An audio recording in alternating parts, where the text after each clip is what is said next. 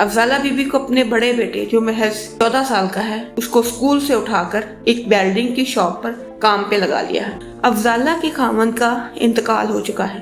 وہ اپنے 5 بچوں کے ساتھ انتہائی قسم پرسی کی حالت میں زندگی گزار رہی ہیں۔ گھر تو اپنا ہے مگر 2 وقت کی روٹی کے لالے ہیں۔ خاوند کی وفات کے بعد یہ خاندان شدید مالی مشکلات کا شکار ہے۔ شعور ویلفیئر فاؤنڈیشن آپ کی مدد سے ایسے بے شمار خاندان کو سنبھالے ہوئے ہے۔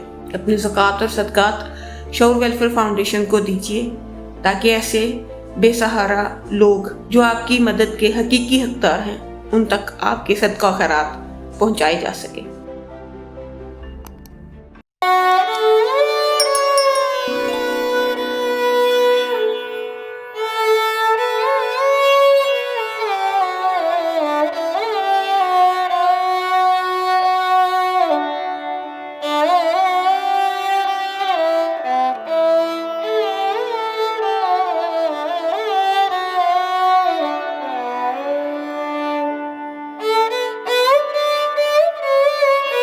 شعور ویلفیئر فاؤنڈیشن ایک رجسٹرڈ ادارہ پاکستان بھر میں فلاحی منصوبوں کے ذریعے انسانیت کی خدمت کر رہا ہے۔ صدقات، زکوٰۃ اور عطیات کے لیے ڈسکرپشن میں فارم کا لنک موجود ہے۔